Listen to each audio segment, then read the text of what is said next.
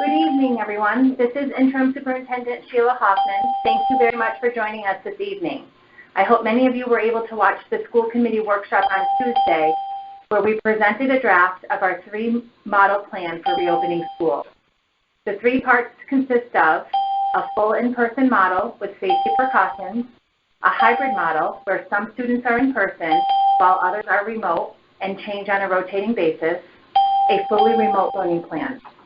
Regardless of the decision that is made, all families will have a remote-only option for their child. A few quick points before we begin tonight. I'd like to start by recognizing that we are all anxiously awaiting the decision on how schools in Agawam will reopen. We were intentional about not releasing our plan until we had as much information, feedback, and guidance as possible. This approach will lessen confusion and will allow us to communicate a final plan based on the latest and best information. A parent survey was sent earlier this month asking key questions about particular circumstances, and we asked for you to look for a follow-up survey from your schools next week so we can receive and compile crucial data for our final planning stages. On this call this evening are Cheryl Salameo, our Interim Assistant Superintendent, Mayor Stapelli, and all of the school committee members, Carm Minio, Shelley Reed, Carrie O'Connor, Wendy Rua, Anthony Bonavita, and Don Doobie. Leadership from the Agawam Education Association is also listening in.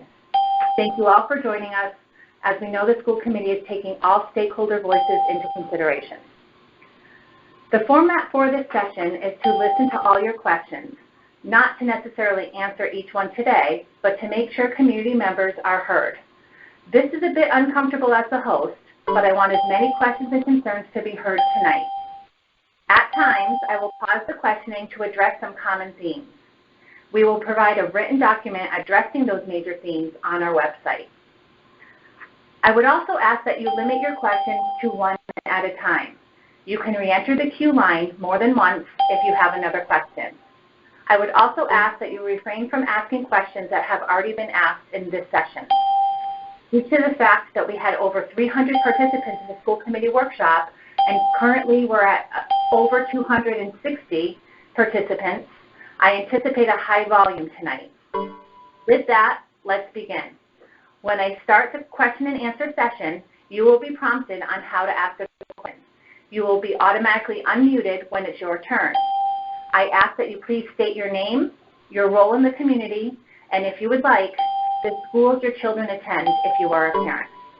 I will start the question and answer session now.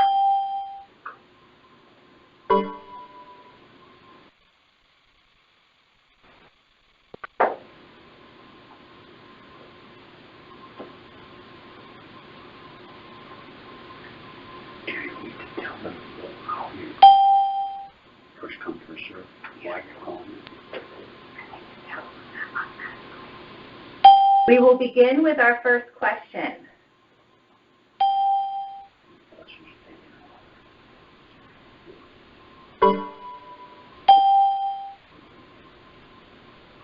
Is our first caller ready with their question? Yes. Hi, can you state your name and your role in the community? Cameron Sowers, parent. My son's 10th grader at the high school. Hi, Cameron. Thank you. What is your question? Upon listening to the meeting last night, the other night, I was wondering about the staggered start times and how this is going to affect passing students in the hallways when classes are going in between class times. Are we going to stagger the exit and entrances of the class times? Thank you. Thank you. Next question. Hello? Hi, yes. Hello? Yes, Hi. Hi, my name is Michelle Veras. I'm a parent of a 9th grader, new to the high school. Hi, Michelle. What is your question? Hi. I'm in favor of the kids going back full time, especially the high schoolers. Being in all honors classes and other kids who take AP classes and honors classes. I'm very worried about them being able to meet the rigor if they're not in class full time. And it's just, this entire situation has been very stressful for my daughter, and she's very worried about succeeding. So just my question is, if they're not in school full time, how are we going to ensure that they're successful in these rigorous course loads that these kids take? Okay, thank you, Michelle. Next question. My name is Lori Soroglu. I will have a child entering 4th grade and another child entering 7th grade. Hi, Lori. What your question? My question pertains to the HVAC and air filtration systems in the school, as to who those have been serviced by, the filtration capacity, if the filtration will be running when heating and air conditioning is not in use, and also what would be the process for interior rooms that have no windows for circulation. Thank you. Thank you.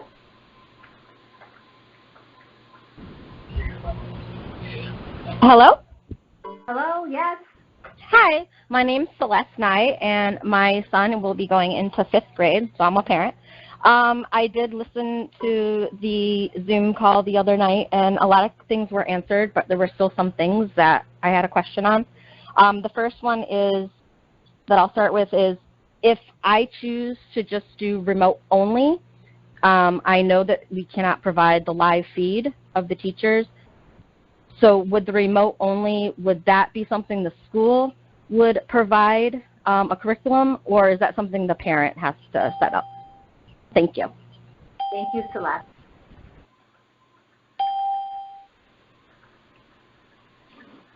Hi. Hello. My name is Heather Syrian. I currently have a freshman in the fall, a 3rd grader in the fall, and I also homeschool my junior high daughter. My question is that I would like to know how, with the large age range of all of Agawam Public Schools, we have preschool all the way up to 12th grade, how distant learning will affect both parties, because you can't hold a 12th grader and a preschooler at the same distance learning, and how it'll affect both age ranges. Thank you. Thank you.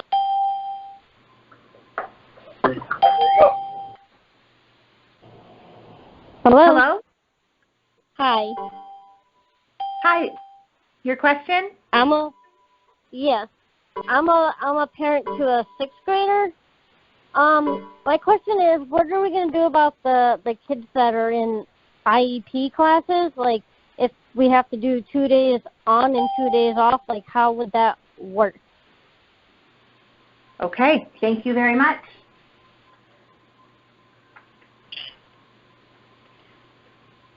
Hello. Hi. Hi, it's Mike Sibilia. I have a child entering 9th grade, 8th grade, and 5th grade. We are in favor of going back to school for in-class learning, but our biggest concern is my 5th grader has a severe peanut allergy, and you also talked about having classes, lunches in the classroom. How would you end up being able to accommodate them so that the food wouldn't end up cross-contaminating the classroom? Thank you. Thanks, Mike. Hello? Can you Hello? hear me? Yes, Hi, we can. This is Gina Baldiga. I have a son going into 5th grade and a daughter going into 7th. And I did attend the Zoom on Tuesday, and just was more curious about having seen the initial draft plans. It looked like the committee did show that they could successfully reopen schools in compliance with all of the state-mandated safety standards. and that they had the capability, as you said at the beginning of this meeting, to simultaneously offer remote learning to any students and presumably teachers to some degree who are unwilling or unable to attend in school. I would want to understand the reason behind a vote that is anything other than going back to school full time. Thank you.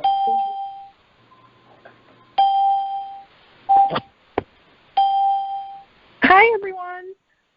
Hello. Hi, yes, my name is Julie Kibbe, and my son James is going into 6th grade at the middle school.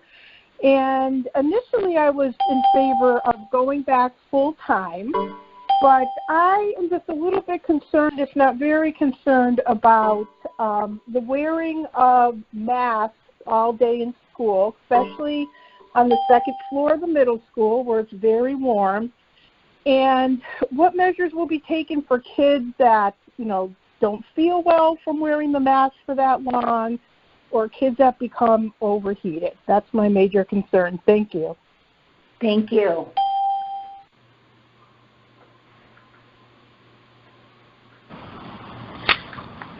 Hi. Hello. Hi, this is Danielle. I'm a parent of a 7th grader and 10th grader. And with the teachers union pushing for full remote learning, how will the experience be improved for the high school and junior high? Will there be any live interactions with teachers? Thank you. Perfect. Hello.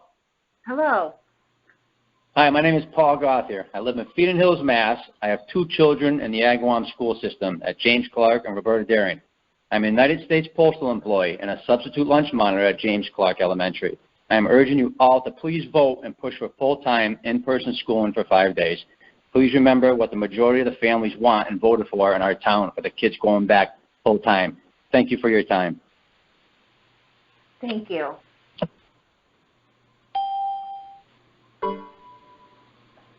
Hello, my name is Siobhan Gothier, and I live at 114 Westview Lane. I've been a resident of the Agawam for 41 years. I have 2 children, one in the Agawam Middle School and one at James Clark. I'm a residential appraiser and the James Clark PTO treasurer and have been working through this entire pandemic. I am speaking today to ask you all to please vote in full schooling 5 days a week. If Agawam chooses to go remote learning, I would have no choice but to seek other educational sources. I love Agawam and all that it stands for, and I ask all elected members to please remember what the majority of families have asked you to do.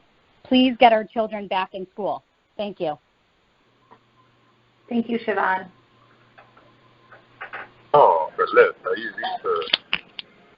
Hi, this is Jillian Trujillo. Can you hear me? Yes, we can, Jillian. Hi, I have a child that's entering kindergarten as well as a child that's currently going to be going into the 6th grade. I'm definitely in favor of full-time school, but my question is, has the school looked at plexiglass dividers as an option, especially for the younger children that may not be able to wear masks or tolerate wearing masks? Thank you.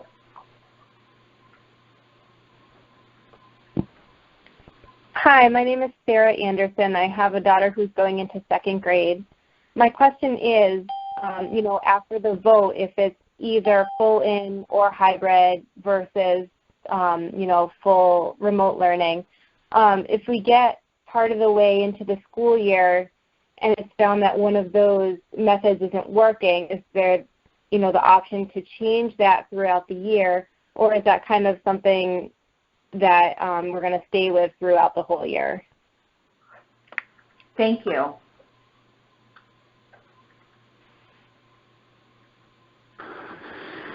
I have 3 children in the Agawam school system, one going into the junior high, one going into the middle school, and one in elementary school at Phelps. As a single mom, I'm not sure how it would be any possible to do 3 different grades at home.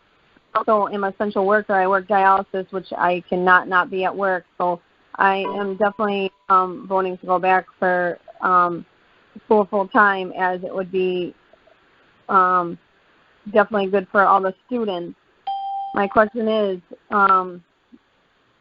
if they do a hybrid and they have some learning at home, how do they expect a parent to do something like that, or even full remote learning? How do they expect a parent to do that working full-time and as a single mom?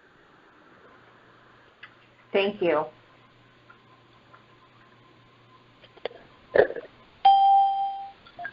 Hi, my name is Michael Perry. I'm a father of 2 children in the Agawam school system, one going into 4th grade and one going into 8th grade. I would ask of our school committee members, have you considered and studied the overwhelming data from nearly every medical professional, every professional organization, including the CDC, the American Academy of Pediatrics, the Journal of American Medicine, nearly every professional publication and group has recommended that children should be learning in school, and that should be the first option for each town district unless local conditions indicate otherwise. We have yet to really hear current numbers, case numbers for our town. It's my understanding that the active cases are extremely low.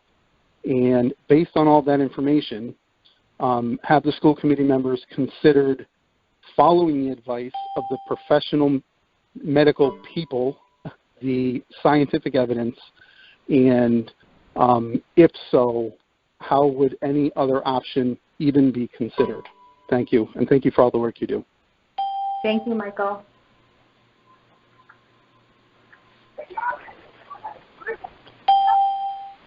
Hi, my name is Angela Peterson, and I have 3 children in the Agawam Public Schools, going into 2nd grade, 5th grade, and 7th grade. And I am also a psychologist in private practice, as well as a consulting school psychologist with many local school districts.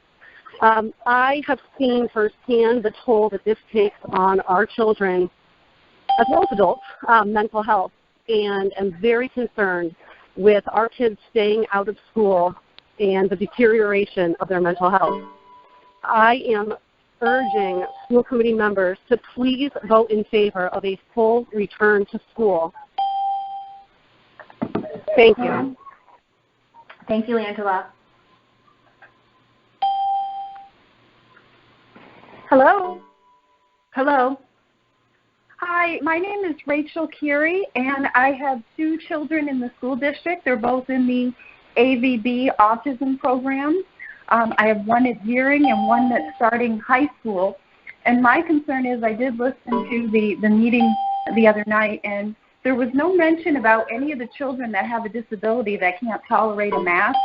I know they want masks worn on the bus. They want masks worn, in school. And my children can't tolerate that. The other thing that I'm very concerned about is that if we do have remote learning, there is no way that I'm going to be able to carry those services out at home alone with my kids.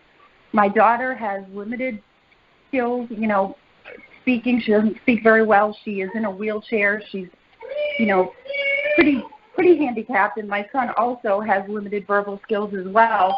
And trying to carry out these services by myself, through the computer is almost impossible. Would the district, if it has to be remote, would the district send somebody to the house to help and assist with that? Those are my questions. Thank you very much.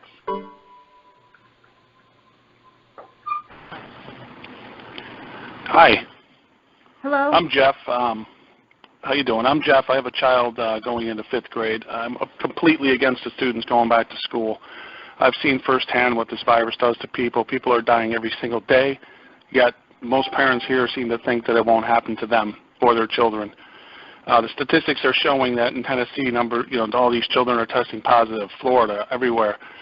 If you open back up, mark my words, you will have to shut down within a month. Thank you. Thank you.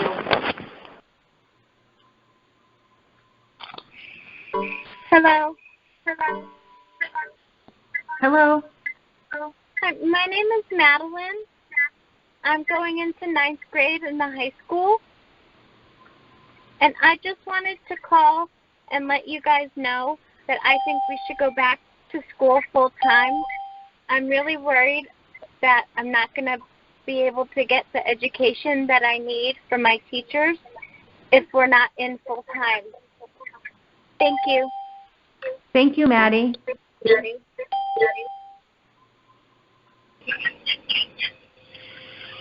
Hi, my name is Mark. I have a 10th grader starting this year.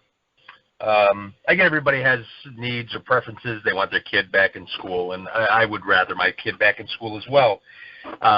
But given the circumstances, I don't think it's a good idea. Personally, I would prefer remote learning for my son, but structured, unlike it was last year. The mask wearing, you can't control people. I've worked through this whole thing, and people don't listen. They don't do what they're supposed to be doing. So I don't know how you guys are going to control kids to do so. That's it. Thanks. Thank you. This might be a nice opportunity to stop and address some of the questions that have come up and give just some updates. I will say that the question about changing from one model to another, regardless of what's decided the way that we will start, is absolutely an option. And we might have to, depending on what happens. So the reason we constructed a plan with those 3 models in place is for that purpose, is for exactly that purpose. We might start with one and monitor how that works and change if we feel as though it's safe to do so, in either direction. So I do want to say that is part of what our year may look like, more than one model of our plan. And we're thinking at this point, assessing and evaluating what model we're in every 6 weeks. So I just wanted to let you know that. I also know that there's been many concerns, a few tonight, but many over emails and phone calls and meetings about the remote learning plan. I will tell you, and I hope that you saw on Tuesday at the workshop, if you were available to watch, that our remote-only plan, if we all have to be remote-only, will be significantly different than it was in the spring. We realize we need to add more live teaching sessions. We realize we need to add more structure and support and more of a schedule for families and students. So I did want to at least acknowledge that. I'm going to go back to some questions now. Hi, my name is Allison Govin. I have 2 children that are in the Agawam school system. One is entering 4th grade at Phelps, and one is entering 8th grade at the junior high school. I was able to watch the Zoom meeting, and I didn't hear any talk about whether specials will be held for next year, things like PE, chorus, band. How will those classes be handled if the kids go back to school? Thank you. Thank you.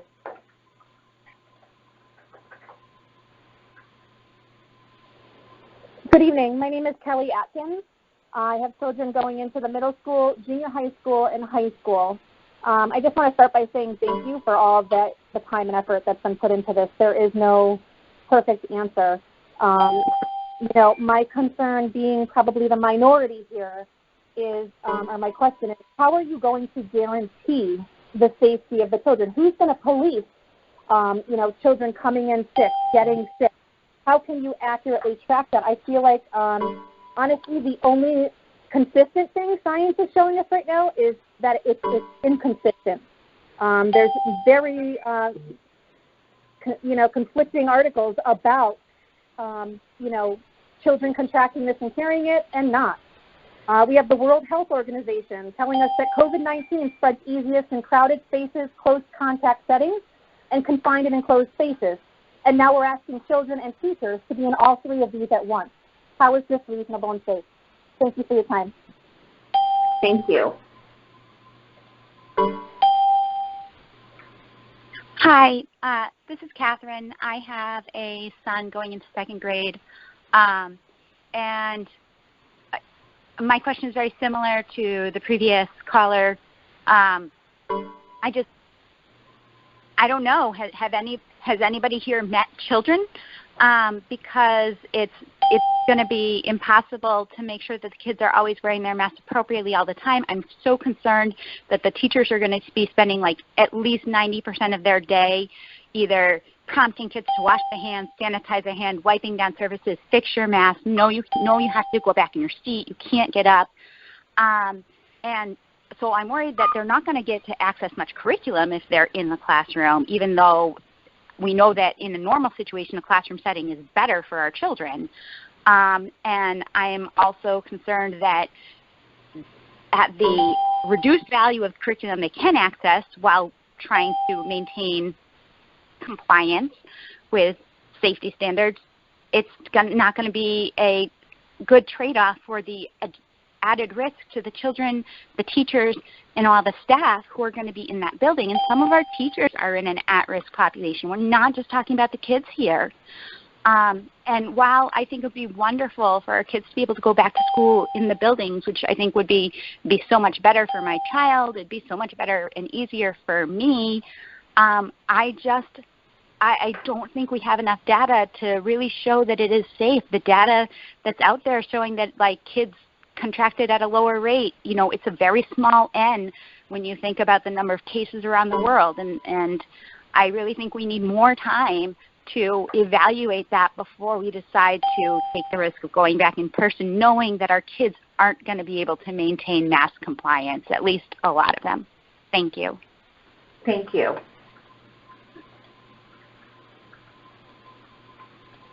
Hi, my name is David. My son's going into the 10th grade. He's part of the special needs program. This whole talk, this is about, children who are healthy and with no conditions and stuff. What I'd like to know is, my son's T-cell count is right on the safe zone. So when he gets sick, he gets very sick. So something like this would be devastating. So, I mean, what's being done about these kids who really are affected by, or could be affected by this virus and not wearing a mask? That's another thing. You can't wear a mask either. So what's going to be done for these special needs kids? And if they can't go back, I mean, what's going to be set up for them to be learning? Thank you.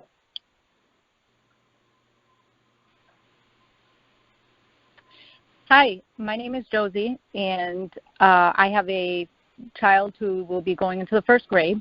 I am also a respiratory therapist. I'm at a level 1 trauma center. I saw COVID firsthand. I worked it the full 2 months. I am also a pediatric respiratory therapist, and I can honestly vouch that no child from any age came in with COVID and COVID positive. I can also tell you that numbers were very fudged and unrealistic.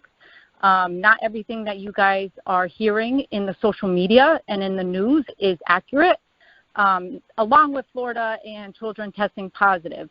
I have pediatricians that are saying that they would send their own children back to school. I am a huge advocate for it.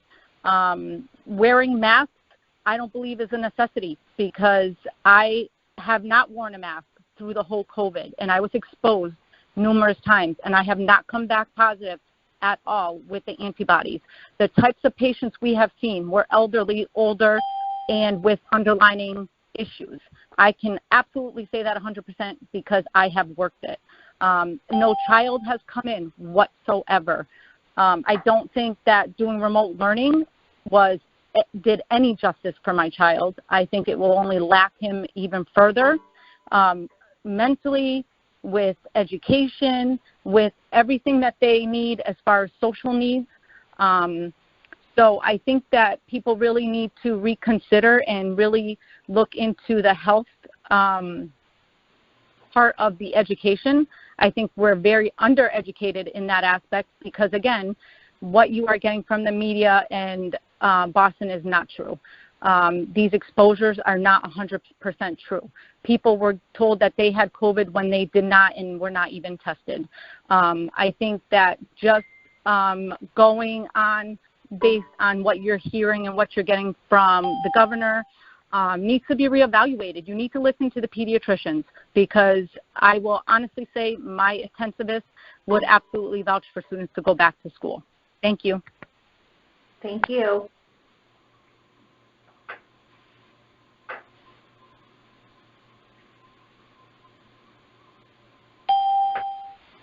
Next question.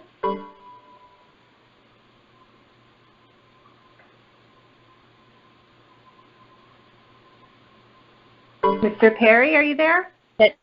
Can you hear me? Yes. Oh, okay. My name's Andrea. I have two children, a 4th grader and an 8th grader.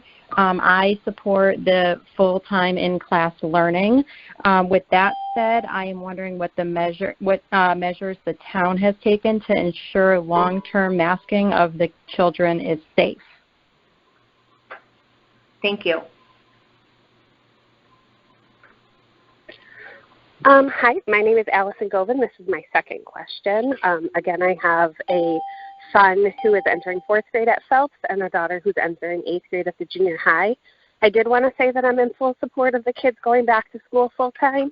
But my one question is in regards to the junior high and the high school students mostly. I didn't hear it presented during the Zoom meeting whether the children will be kept in one classroom all day, or will they still be changing classrooms, obviously in a safe way. But, you know, I wanted to hear a little bit more about that, what lunchtime would look like and what the other parts of the day would look like. Are they going to be in just one classroom with however many other students all day long, with the teachers changing, or will they be changing?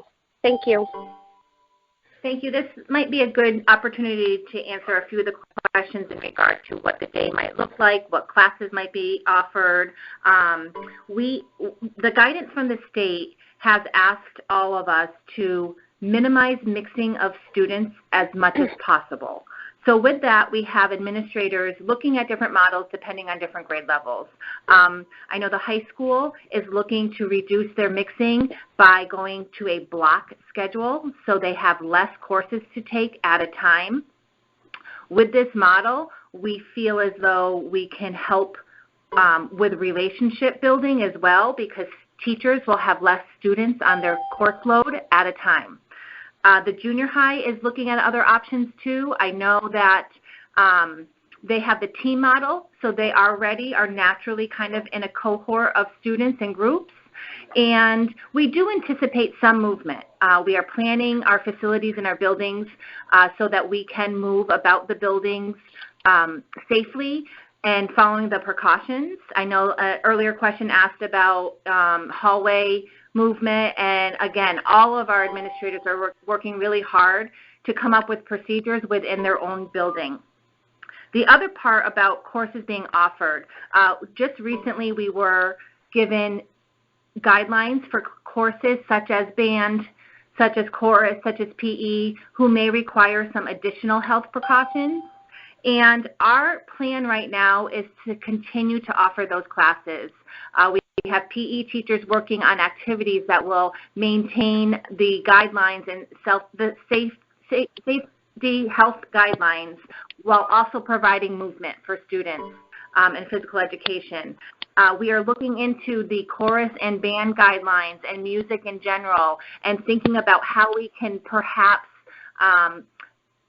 modify our curriculum to still offer these courses within the guidelines.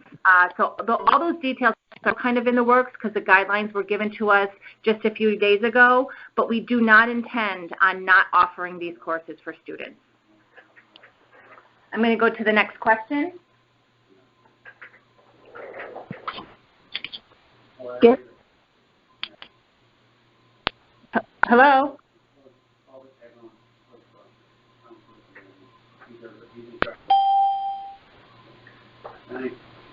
Hello?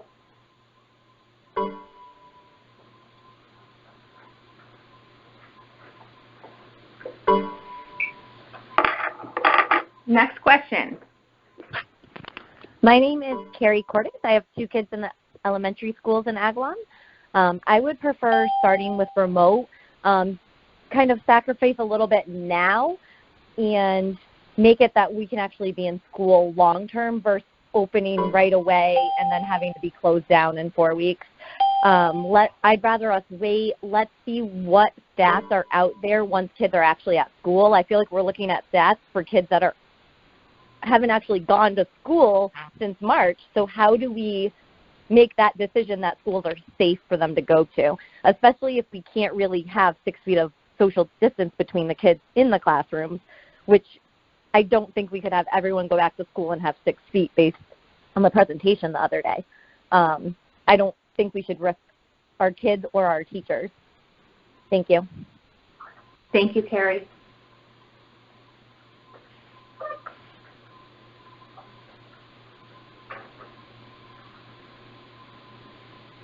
Next question. Hi, yes. My name is Kara. I have 2 boys, one going into 2nd, one going into 5th, and I am complete support of going back to school full time. My 2 main concerns are if they are doing gym or activities, how they're going to, make sure kids are okay. If they feel terrible, don't want to get in trouble, so don't take their mask off but can't breathe, or same thing in the classroom. But more importantly, if we do the hybrid model, and if that's the plan, being a working mom, companies have been pretty easygoing for me. Luckily, I can work from home. However, I can't work from home, be a mom, and be a teacher. I would have to hire someone to do tutoring, and I'm sure a lot of others are in the same situation, and where this extra money is going to come from to pay tutors, as well as I'm sure a lot of people are going to be using the same tutor, so there's going to be exposure within that as well. So thank you. Thank you.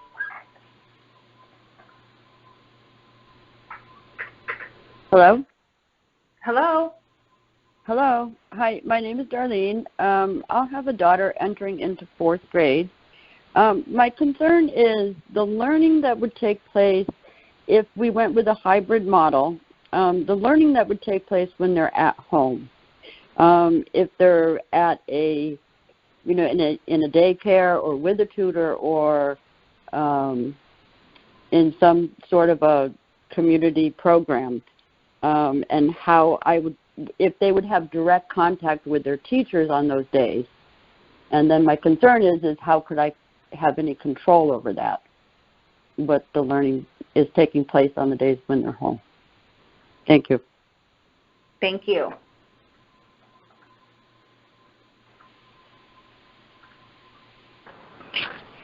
Hi, my name's Allison. I have a senior going into the high school this year.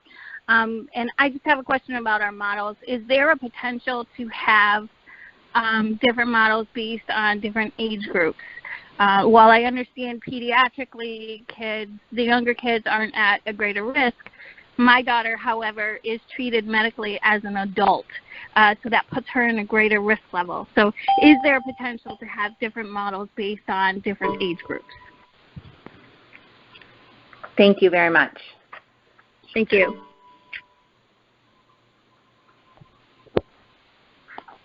Hello, my name is Jim. I have a student heading into 8th grade and a student heading into 10th. One of the things that I haven't seen addressed in the DESE guidelines so far is anything around standardized testing. My understanding is that the 10th grade MCAS tests are required for graduation.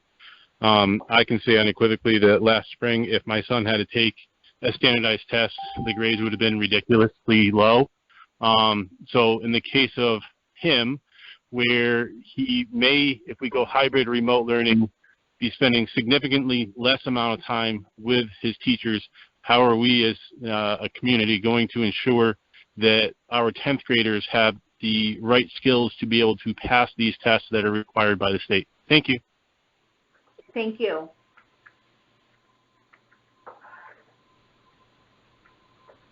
Hi, I'm a parent of a freshman and a son that's going into the middle school. I want to stress, one, that when the parents survey was given, the choices of having school all in did not include the issue of how far apart the kids would be. So if we're talking about being in class full time, I understand this is what parents want. You are seriously thinking that you're going to send your child into school with your desk 3 feet apart, and you feel comfortable with that. Me having a child in high school, as the woman talks about being the respiratory therapist, he is in an older age group. So that means he could carry or become sick. So that's my issue. My other issue I wanted to bring up was if we keep talking about full-time being in, do we have to be mandated by the buses that then the kids are still sitting every other, and what would be the bus situation? Because if the state is worried that we have to make them be safe on the buses and be 6 feet apart for, say, the majority of kids are on the bus between 30 and 40 minutes, but then you feel safe to have the child in the classroom 3 feet apart. I think that's eye-opening. I work in town as an educator. I also did remote learning with a 5th grader and an 8th grader. I understand the struggles everybody has, and it was difficult.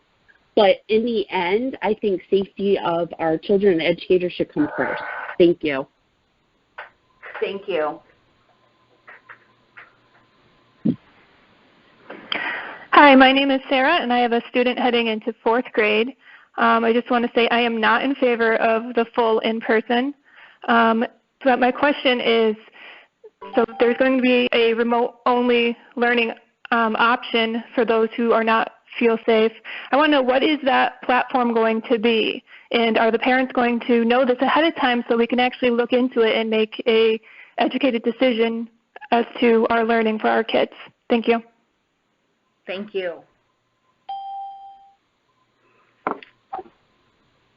Hello, this is Cameron Sowers again, asking question number 2. I was curious if the school committee voted to go to full-time, what would the numbers have to be? God forbid, teachers, faculty, workers, students started to contract the disease with the close proximity. Is there a number out there that the school committee and the town has floated out there where the school would have to be shut down again? Thank you very much, and stay safe, everybody. Thank you. Hello. How you doing? My name is Corey Chincole. I've been a lifelong resident of Agawam for 44 years. My question is for 2 things. How do you think teachers aren't essential? Okay, Dunkin' Donuts workers are essential. Ice cream shop are essential. Gas station attendants are essential. But teachers aren't essential. Okay, I'm for my children going back to school. I have a 5th grader, a 3rd grader, and a 1st grader. And yeah, of course I'm scared. But you know what? My kid's got to grow up, be a kid. Okay, part of being a kid, you go to school, you go and do your sports. My child's been all over the place this summer playing his sports around other kids in New Hampshire, Connecticut, because we don't open this state up. But his mental health to me is more important than the slim chance that he gets COVID-19. Thank you for your time. Thank you, Corey.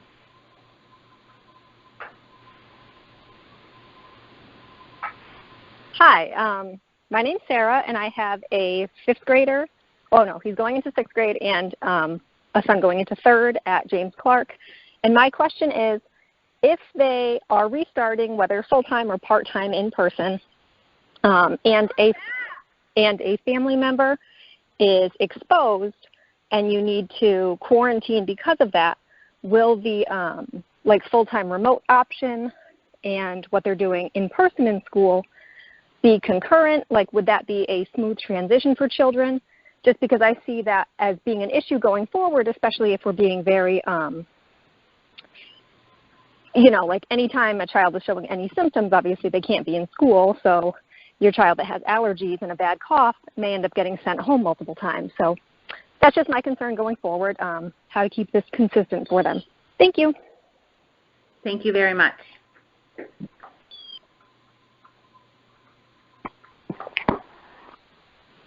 Hello? Hello? Hello? Hello? You're on. Hi. I have one student going into the junior high and one going into the high school. And my question is, I guess if we went full-time, it would answer the question. But if we go hybrid, the junior high and the high school do A-B period. So we're looking at what, potentially having my child in person, only having core classes 1 day a week, like with a teacher. So I guess that's my question, is how would the A-B period for the junior high and the high school work, where I would think that online, if it was live, if the teachers were live, they would get more out of it, even though it would be not in person, but they would be getting the core classes more than 1 day a week. Thank you.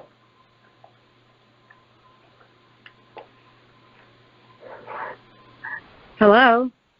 Hello. Hi, my name is Kim. I'm a parent of 2 high schoolers. And my question is, what criteria need to be met for each model? For example, if they start as hybrid, what are you looking for to change them and transition into full-time? You mentioned when it was safe, you could transition between different models. What is that criteria? That is my question. Thank you for your time. Thank you.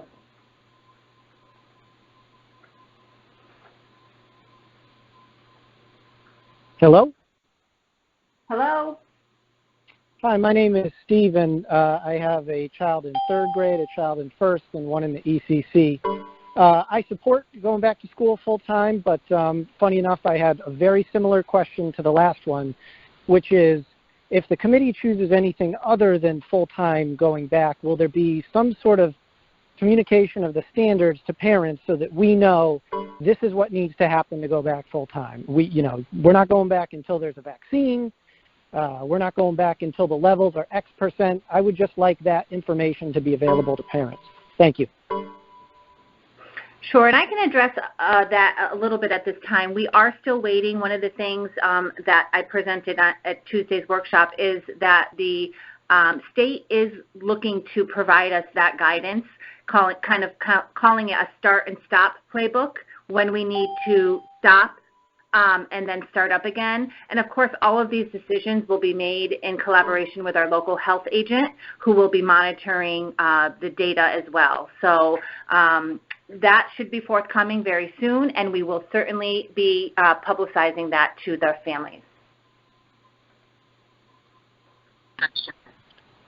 Hi, my name's Marie, and I have 2 boys going into 6th grade. I'm 100% on board with going back to school full-time. The distance learning that my children had last year was a total disaster. If anything, they are very far behind.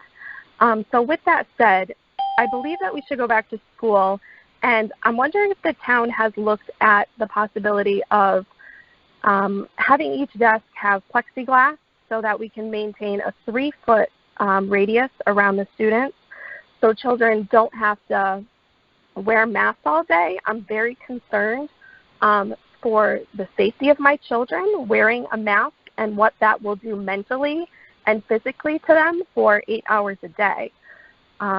I'm just wondering if anyone has looked into that option, and if the teachers would be on board for that option instead of having to remind students constantly to put masks on, stop touching masks, etc. Thank you. Thank you, Marie. There's been a couple questions about plexiglass. So I will say, in the guidance for reopening from the Department of Education, it is discouraged to have a lot of plexiglass in a room and to have that as the sole mitigating factor.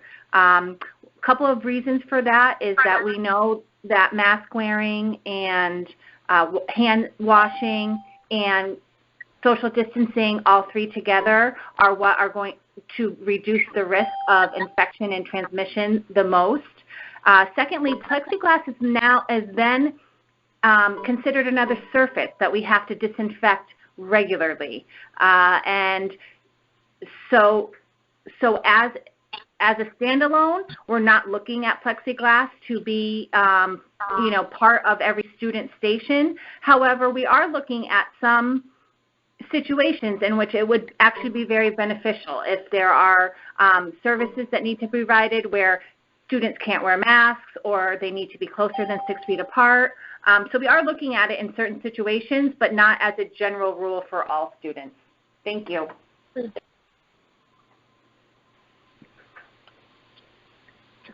My name's Lisa, and I have a child going into the 3rd grade. I am completely against the schools reopening for full-time. I am choosing full-time remote for my child as our option.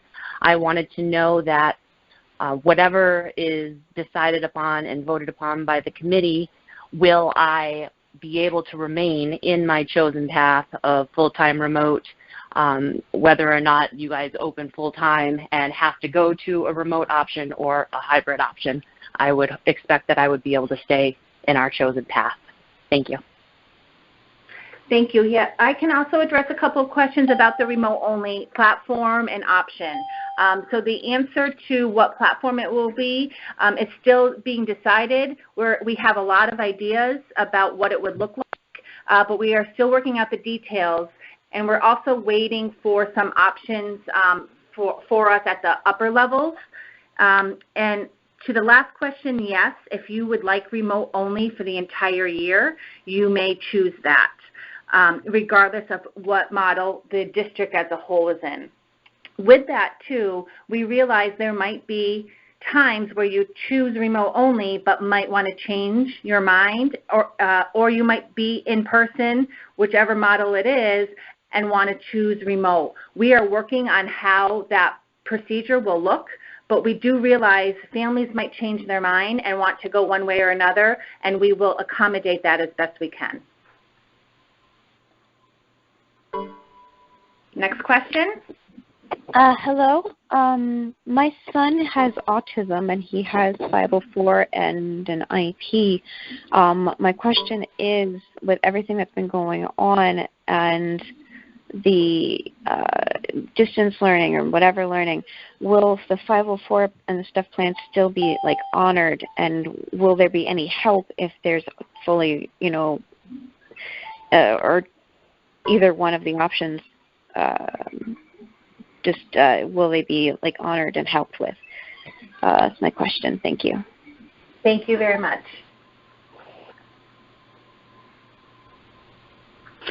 Hi, my name is Melissa. I have a son going into 2nd and a son going into 6th grade.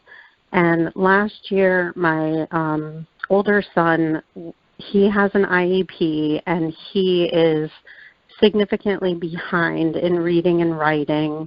And I had been in contact with his special ed teacher way before the closure. And, he was struggling in the classroom because he wasn't failing enough to need more special ed attention. So with the closure last spring, I realized the school was not prepared for it. He was just expected to maintain all of the assignments at the 5th grade level with every other student. You did mention that with the special IEP possibly going the 4 days, but I'm just wondering how that will be looked at per student, because on paper he didn't appear to need as much help that he desperately did need. He's definitely going backwards, and my younger son struggles with reading. We were so thankful that his reading specialist stuck with him during the remote learning and met with him 3 times a week. Otherwise, he would not have advanced, and he just fights us on reading or learning. So I definitely, though he doesn't have an IEP, he was getting reading help. So I'm just wondering how the kids who are struggling will be followed and spoken up for, because going into a new year, my youngest new teacher won't know where he's at. So I just hope that the consideration for the special education, that us as parents will get a lot more support. Thank you. Thank you.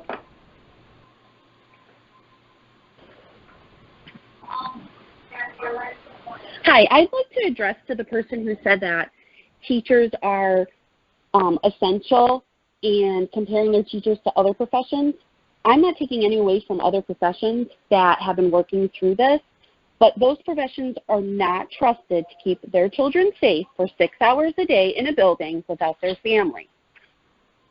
And saying the quote, experiencing being a child does not mean going to school in a mask for 6 hours a day, 3 feet apart, and try to learn in that environment. Not only are we concerned about our children from getting this, but we should be worried about our staff. Also, I'm heartbroken to hear that the staff safety has not been addressed at all. We feel our students are our family. Most of the time you will hear teachers and staff refer to their students as their children. And we want to go back to school safely. That's not saying that we do not want to go back to school at all.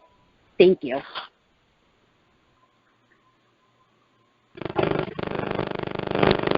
Hi. Can you hear me? Yeah. Yes, but there's a little background noise also. Okay. I understand that a lot of parents want full-time in school learning because of their jobs. They're feeling like being out of school is hurting the kids socially. I actually have a student going in to 5th grade. My daughter is. But I just hope like the parents understand when they do go back to school, it's not going to be, from what I understand, very socially pleasing. Like with all the rules, the distancing, the 3 feet, which I kind of don't understand because CDC requires 6 feet, but Department of Education now says 3. I don't understand how that is, but like with all the rules and the masks and stuff, I don't see how that's going to help them socially. I just kind of look at it like, it's going to sound kind of weird, but like if there was a bowl of M&Ms with 100 of them in there, and there was one M&M that's toxic and can make your child really sick, you know, are you going to tell your kid reach in and grab an M&M? Hopefully that's not the one that's going to make you sick. I don't know. It's just I'm not willing to gamble like that on my child. Thank you. Thank you. Before the next question, I guess I would just like to ask that if we could try to focus on either a statement or a question and not to try to interact back and forth with responses. Thank you. What's that? Hello? Yes. Hi, my name is Eric Charest. I have 2 children going into 4th and going into 6th grade. And I'm for them going back full time. Both my kids have had a very, very difficult time mentally and emotionally with the stay-at-home teaching, remote teaching, and they're both extremely shy and became kind of withdrawn with the learning process. So I'm for considering what the majority of the parents need for their children's education. Thank you. Thank you. Hello. Hello. Hello. Can you hear me? Can you hear me? We can. Yes, we can. My name's Celeste. I asked a question earlier. I just had one more question. A lot of questions have already been asked for me, but one was if school was to go back, whether it be full-time or hybrid, would the school hours be the same or would they change to accommodate the dropping off and picking up of students? Thank you. Thank you.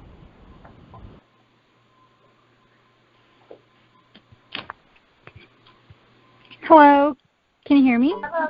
Yes, we can. Hello, good afternoon. My name is Hannah Alcow. I'm a pediatrician locally and have been a resident of Agawam for over the last 10 years. I have 3 kids in Agawam Public Schools, a 1st grader, 5th grader, and a 7th grader. And I want to thank everybody for your comments and questions and concerns, and I want to thank the town of Agawam for holding this meeting. I think it's very important to have voices heard and to talk around the table, so to speak. I do have reservations with regard to schools reopening full-time in the fall. Specifically, my question is with regards to the protocols in place. Should a student or a student's immediate family member test positive for COVID-19, what would procedurally, what would things look like? Would the entire class and teachers be required to be quarantined for a 14-day period? What is the extent to which the protocol is going to go in that regard, and for how long? And also, I want to second a comment that was just made about the 3-foot distancing. In my practice and as a pediatrician following everything that's going on, I'm not sure where the 3-foot distance recommendation came up. The only recommendation I'm aware of is the 6-foot recommendation. So I also have concerns about that and many other, but time does not permit. Thank you so much. Thank you.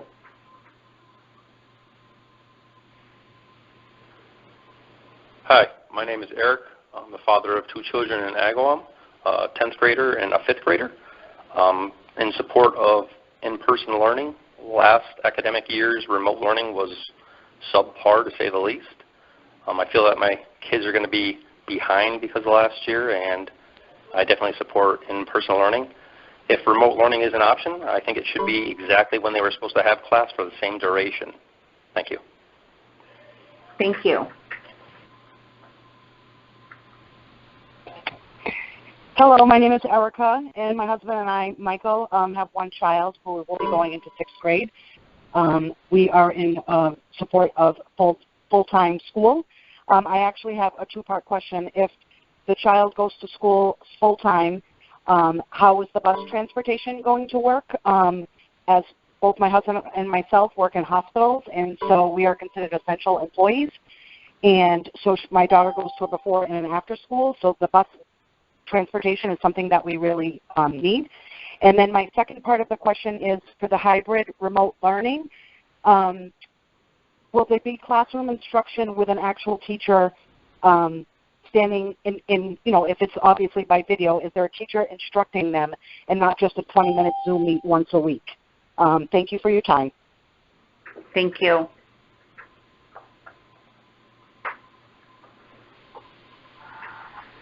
Hi, my name is Dina Christopher. I have 2 children in Agawam schools, one in 4th grade and one in 6th grade. I do support going back to school full-time. As a large majority of our town survey reported, they also wanted. I feel like we need to listen to the voices of the town. My experience, my children's experience with the remote learning was just terrible. They both really disliked it. My question is, if we are doing any kind of hybrid model or learning from home model, what training have the teachers been given to properly educate our children from doing it in an online model? Because I know they got thrown into it. I understand it was very, difficult for them, but how have we trained them? We've been out of school now since June. What training have they been given to do a better job to educate our kids remotely? I feel like a lot of them are not technology savvy. That's a big problem. You can't have teachers teaching something if they don't even know how to use the technology that's there. So I don't feel that that is really an option for actually learning at home. I also just want to say that I feel I'm an essential employee. I've worked the entire time. My husband works full-time as well. We don't have really the option to teach our kids from home. I wish I did. If that was an option for me, maybe I would be homeschooling my kids from day one. Maybe I would have done that.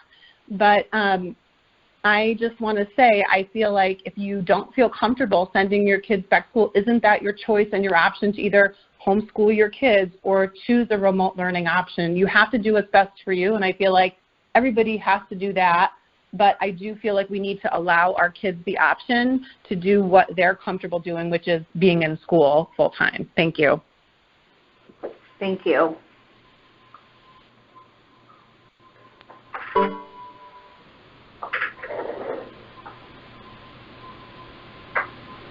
Next caller.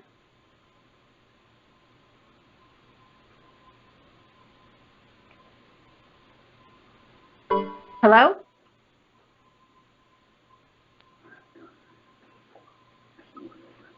Next caller. Hi, hello. My name is Jesse. I have a daughter entering 1st grade. We've been, having pretty good results with the home learning last year, and looking forward to that again this year. But the effective transmission rate the reproductive rate in Massachusetts right now is 108%. So for every adult or person in the state that gets it, it's pretty much a guarantee that another person will catch it from them. So, there's evidence, I guess, I'll call it loosely anecdotal evidence, that children are less likely to spread it. But even if we assume it's a 10% transmission rate of an adult, they're still increasing the opportunity for transmission by having 10 to 15 kids in a classroom, walking through hallways. So I just don't see how that wouldn't increase the rate of transmission. So with options of learning remotely for kids that can and parents are home and able to, I think that's a great option. It sounds like there will be better experience this time with more live classes and teachers being available more for live instruction. That's good. Thank you. Thank you. Well, this is Cameron Sowers again. My wife is out and asked me to ask this question here. She wanted to know if people in the school would be willing to monitor the lunch activities at least a few times a week. And also, she said, we can't get into the town hall, and if the town hall is closed, why are we going to open up the schools? Thank you very much. Thank you. Hi, my name is Christina, and I have a first grader at Granger. And I'm in favor of the in-person full-time. Understanding the spring was new to everyone, but the remote learning it didn't work. He had 2 20-minute Zooms a week, and it just didn't work well for us. So my concern is with the school year already shortened to 170 days, so what is that, 34 weeks. So really our kids will only be in 68 days with that hybrid model. And, we have weather and snow, and I just don't see how the teachers are going to be able to do everything in the curriculum that will need to be done and make sure that they're ready and getting everything that the kids will need for the year to move on. So my question is, are the teachers going to really work with the students and make sure they're not falling behind if they're not in full time, and what kind of extra time would they be able to spend with the kids to just make sure that they're on track and they're learning everything that that they need to know. So thank you. Thank you. I'd like to address a couple of topics right now. I know a lot of you have, again, expressed your opinions about remote learning, and would it be more than just a 20-minute Zoom meeting a week or Meets meeting? And the answer to that is yes. Our proposed plan, if we were to have to be remote, would require students and teachers to interact live, synchronous sessions every day. In the hybrid model, it gets a little trickier because teachers have students in front of them. But part of the answer to the question that was just asked is we hope that in a hybrid model, the amount of students will be significantly less, obviously in half. We've also our administrators have also worked to reduce class sizes to be a maximum of 20. Most of our classes were already there in Agawam, but with some modifications to the schedule, they were actually able to get those class sizes even lower. So there might be an opportunity in a hybrid model to give some very personalized, individualized, small group instruction and support to those students when they are in school. The hybrid model that we proposed on Tuesday had Wednesday of all students being remote. And again, our plan does have a live synchronous Meet session with all classes on that day.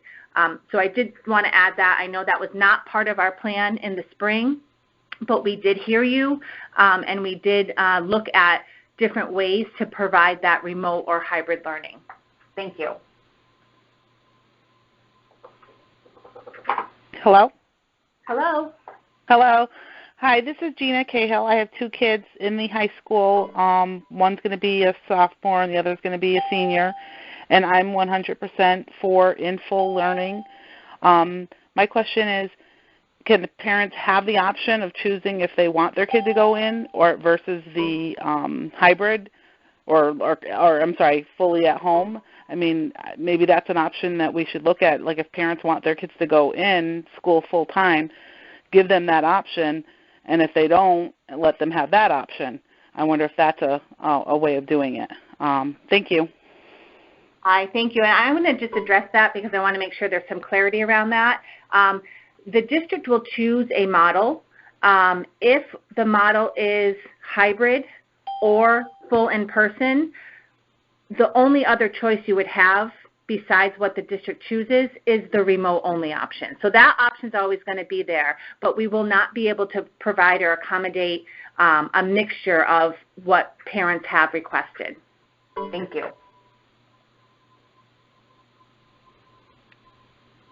Hello, my name is Steve Lanier. I'm a father of 3. I have a 2nd grader. Hello? Hi, Steve, Yeah. you're on. Hi, I'm Steve Lanier. I have 3 children, a 2nd grader, an 8th grader, and a 9th grader. I'm all in favor of the full in-class model. I'm very concerned with the psychological aspect of remote learning. It's very challenging. My wife and I both work. My kids flourish around other kids. One of the big things I feel that's important in education is the social aspect of education. We can teach them all we want, but the social aspect is as big a part of their education as anything. And I thank you for this forum, and I do feel that teachers are essential employees. Thank you. Thanks, Steve.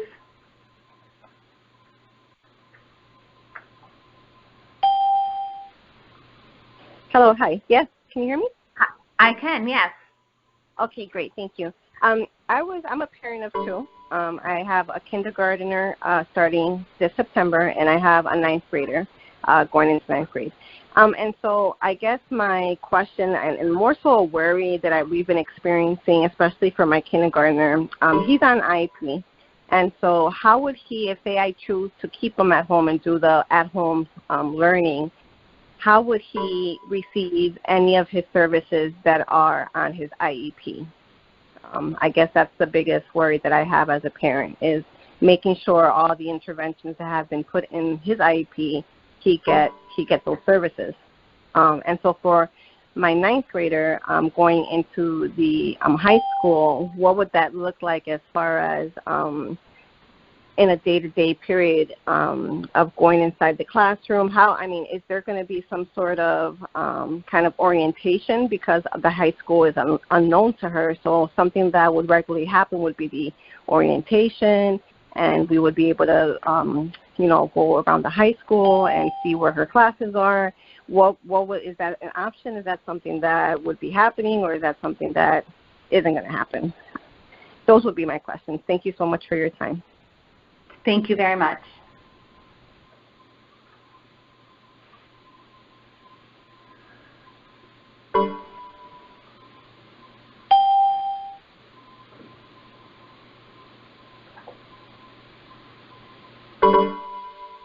Next question.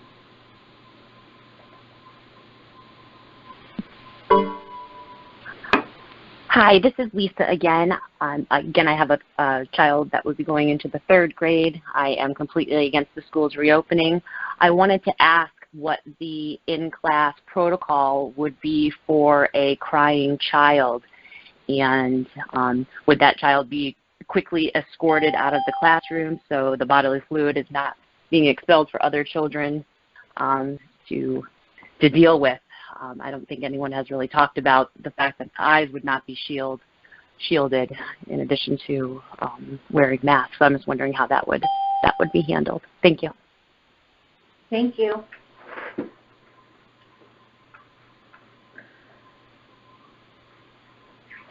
Hi, can you hear me?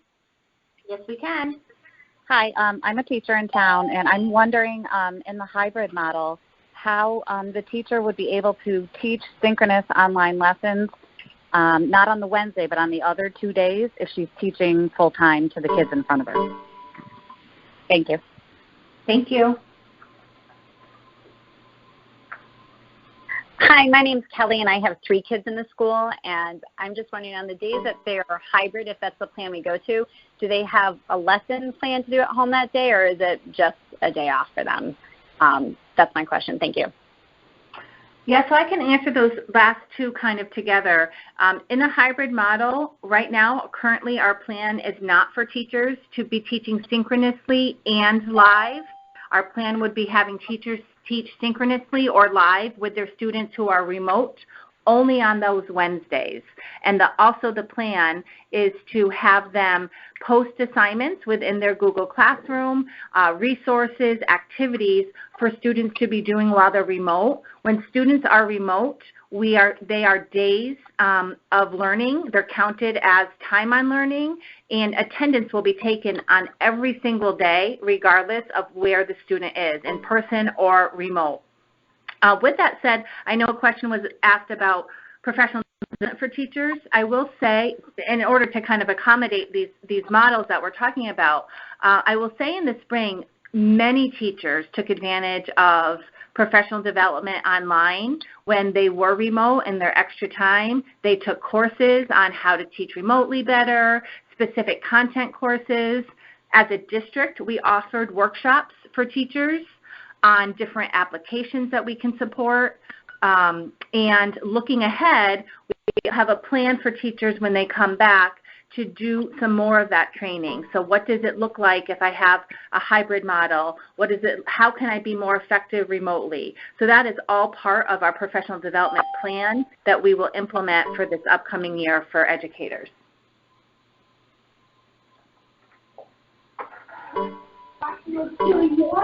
Hello? Hello. Hi, my name's Kim. I'm a parent of 2 students. One will be entering 1st grade and one will be entering 4th grade. I'm also an educator of 18 years, and I am in support of remote learning. I think it's really important that we recognize all the challenges for social distancing in a school setting. I've heard a lot of comments from parents who seem to believe that children cannot carry this disease or that they cannot be harmed by this disease. There's a lot of medical documentation that shows that children do suffer from complications, including inflammatory disease. I have a personal anecdote. I had a student who sadly last year her entire family contracted the virus, and her younger brother passed away from it. I'm not willing to take that risk with my children's safety and well-being, and I don't think other people should be taking that risk for their children's safety and well-being. I understand the social and emotional challenges to or social and emotional health of our students, but I'm also imagining, having a student in your class, a fellow classmate pass away or a teacher pass away would take quite a toll on the social and emotional health of the student. So I do believe that we need to put the physical safety of people first. Thank you. Thank you. Hi, good evening. I'm actually a parent of 2 here in town, entering a 4th grader, entering a 6th grader, and it's not necessarily a question, but more of a statement that, I absolutely rely upon our wonderful public school system because I did not choose the teaching profession because I don't have the patience or the education to do so. Unfortunately, my children kind of follow suit where they needed structure and guidance from the professional teacher to maintain their thoughts and control their actions and continue with their education at appropriate pace. So if we could go back to full-time schooling, I would be in favor of that, and I do appreciate all their work and concern about our children's health. But I think we should be looking all over, and I think that's what's being explored here tonight. Thank you. Thank you.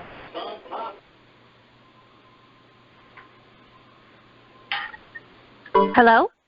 Hello. Hi. I have 2 children, one going into 2nd grade, one going into 3rd grade.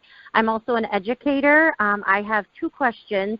One, I would like to know, especially at the elementary level, how much of the day teachers and staff are going to be sanitizing and not teaching the curriculum. I struggled with my children during the spring session also, and I am a teacher, and it's just, unfortunately, this is a pandemic, and everybody is doing the best they can. I am fearful that we will not get to the full curriculum because staff will be constantly cleaning. We can't teach 3, 4, 5-year-olds, even 7-year-olds how to, one, stay away from each other. We can do the best we can, but, unfortunately, they are young, and they will come in contact to each other. And, if we're full in, it's going to be a lot of management instead of being able to teach the curriculum. I also want to know if we are full in and parents opt for remote, who will be responsible for that remote learning? Is it going to be the classroom teacher that they are on the roster for? And how is that possible if a teacher is teaching full-time in school? I'd also like to go on the record saying that I have never, in my 15 years of teaching, seen the staff that I work with pull together so fast and work so hard at accessing all of these children that we teach. And I am so proud of every single person that I work with. And I would just like to say that the teachers, I feel, in Agawam did an amazing job in the spring with the little resources that they had. Thank you. Thank you, Lisa.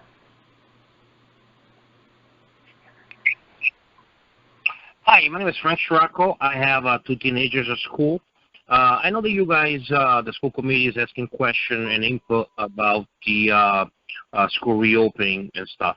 My question is this: what does the school committee think about reopening, or where they stand about doing everything online? Thank you. Thank you.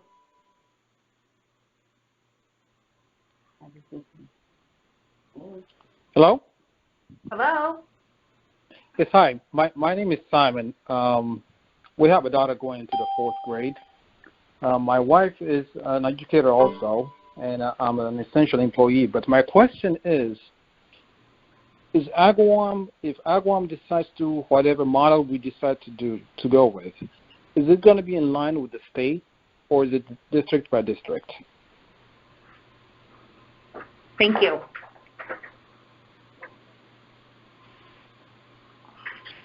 Hi, yes. This is Kara. I have one other question listening to people.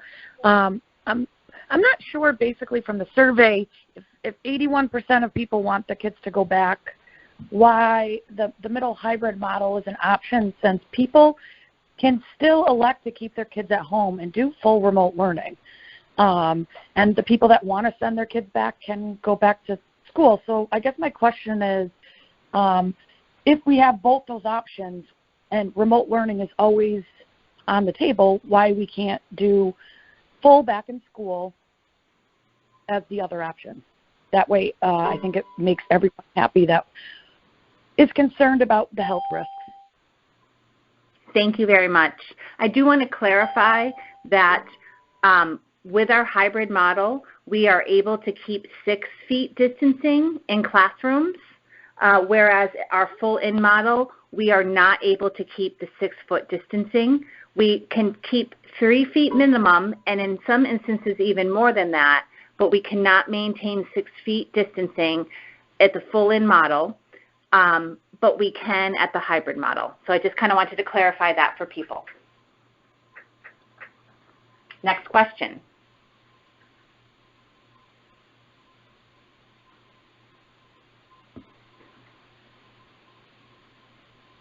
Hello?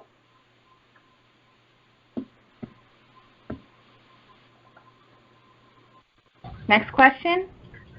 Hello? Can you hear me? Hello. Yes, I can. Hi. I just want to say I'm definitely in favor of school full-time, but only if kids can go back safely. Obviously following the CDC guidelines, but it's going to be kind of hard if they're 6 feet apart or 3 feet apart, whichever. The classrooms will obviously be smaller. My question basically is, how will every child be accommodated to be in school at the same time if it's going to go full-time? Thank you. Thank you. Hi, this is Marie. I do have another question and statement. I would like to reiterate that I do think the teachers did a great job with what they had to work with at the time. My son's teacher, Miss Basile, was absolutely amazing. She worked with both my boys, and she put in countless hours, more hours than she should have. I actually pleaded with the town to have the option of having the teacher teach in real time like you're talking about. So with that being said, I do have a question about the hybrid option. Does that mean that teachers are going to teach all day long, and then when they get home, they're going to have to answer 100 emails from parents and kids about work that they don't understand? Because that's what I see happening. And are teachers on board with working more than an 8-hour day? And really, I think that's really going to affect their mental state and how they interact with the kids, with them being so super stressed. So is there going to be any staff that will be added so that if children have questions during those days when they're home, that someone can answer them right away? Thank you. Thank you, Grace.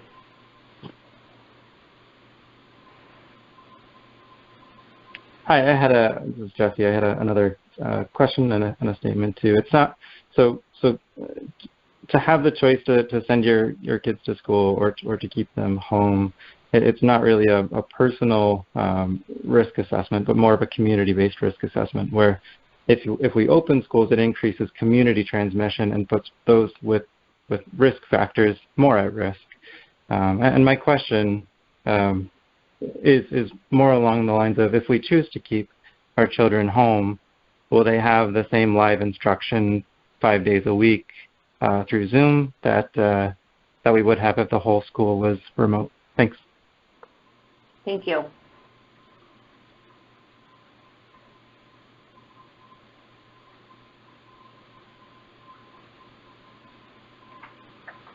Next question.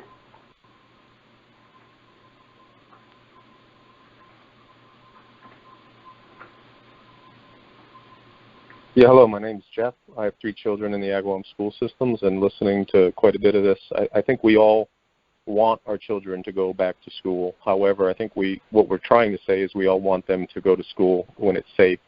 I think there's been a lot of red herrings thrown in this conversation. You know, one pointing to the survey scores. I think if those survey scores were more appropriately capturing the risk factor, do I want my kid in school when there's a 5% risk, or 10%, or 15, or 20? I think my answer would change based on that risk. I think there's plenty of evidence out there to suggest there are states that wanted to resume life as normal, and they're now paying the price for those decisions. I find that there's a big difference between a desire and what is prudent. You know, just recently, 3 days ago, Germany released a study showing long-term effects. Similarly, South Korea just released something about children under the age of 5 carrying COVID in their nasal passages. This is not some U.S. conspiracy. This is an international phenomena, and the data is still coming in. I think the risks are there. Everyone is focused on the children. I think we should be focused on the community. I have parents I care for. I have in-laws I care for. And I'm concerned about my children's teachers. What is the psychological impact of a child bringing COVID to school, being diagnosed, and then their teacher passing away? There are so many other things that we have to worry about. And I'm lucky that in my profession, if I were to lose my life while in my profession, there is a life insurance that kicks in. You know, is Agawam thinking about that for their employees? And again, because this is a risk-based decision, what will Agawam be doing on a daily basis in providing that data to their parents to know what that risk level is within the school? Thank you.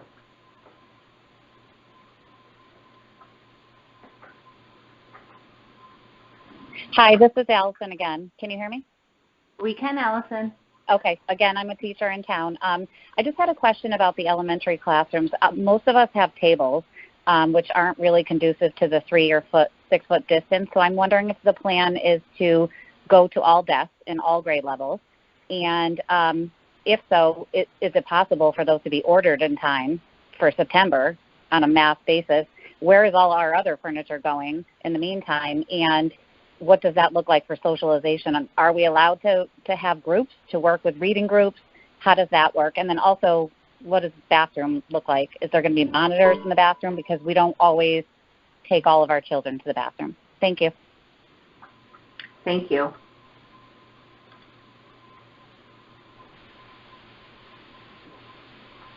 Hi, my name is Kelly. I have a daughter going into 4th grade. My question is for working parents. It was said that with the hybrid model or the remote model that attendance would be counted. So if parents are working and can't log their kid in, would they be punished for that, or would that affect their grade? I know a lot of parents might rely on babysitters. Would the babysitter can't log them in? What would happen? Thank you. Thank you. Hi, I'm a student at the high school. I don't really have a question, more of a statement. So right now, rates of depression and anxiety amongst high schoolers is at an all-time high. And personally, I feel that it's a lot more dangerous looking at my friends' mental health right now for students not to be in school, because I feel like it's more likely for somebody to do self-harm or attempt suicide than for them to actually get and die from corona. Thank you.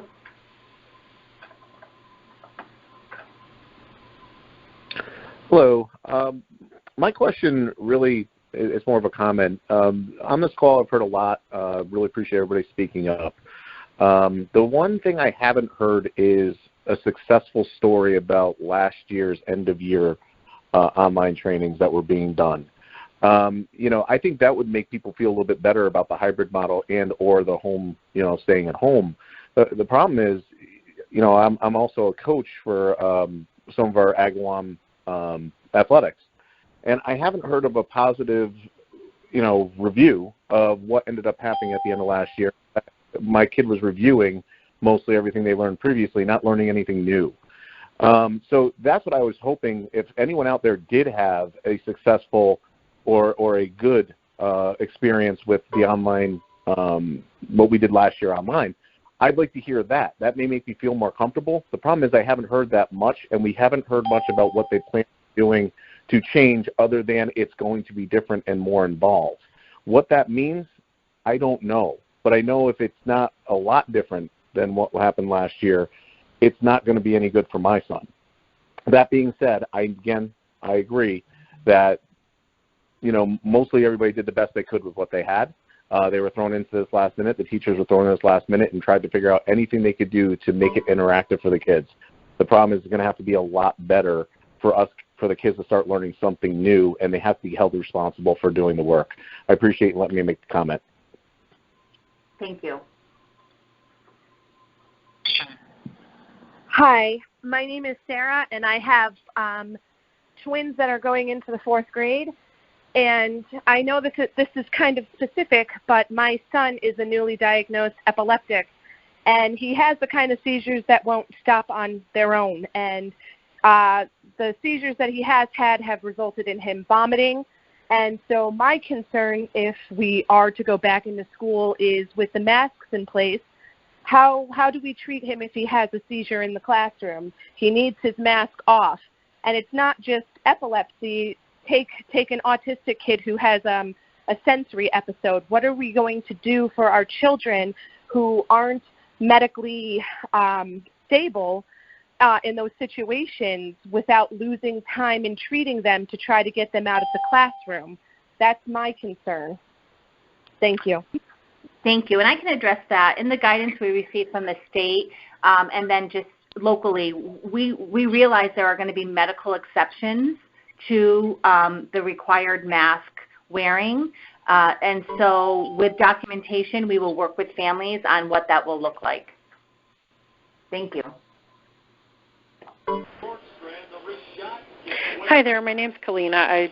I made a comment earlier, but I didn't say my name. My children, actually, this question comes from them. They want to know if they're going to know beforehand when they can go back to school or how soon they're going to be able to know that they can go back to school.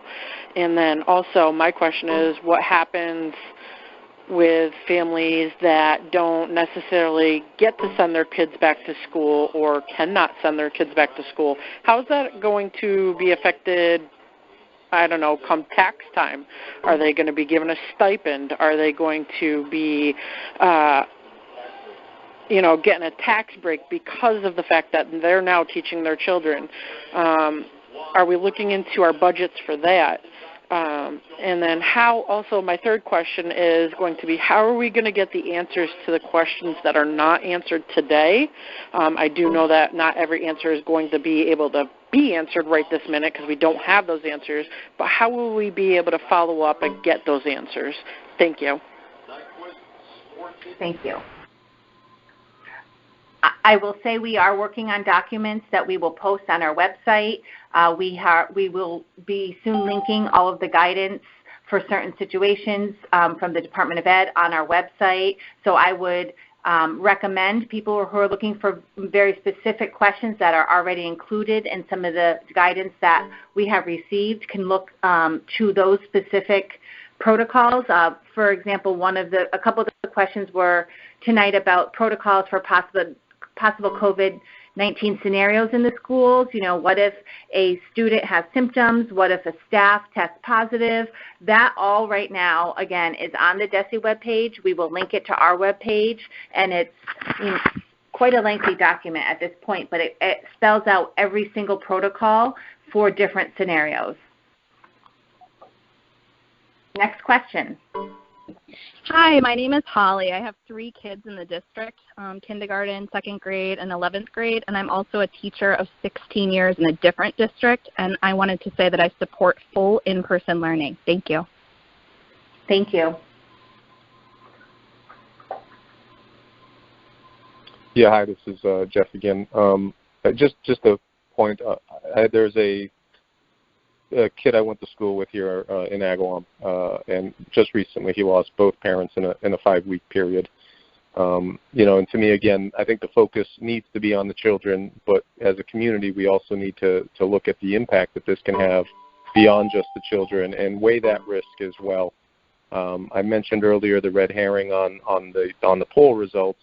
I think similarly, there's a red herring with online learning. I think we need to give our teachers a chance to learn these tools and improve upon them, and I think they will do so moving forward and look at it as an evolution of new technologies, new teaching manners.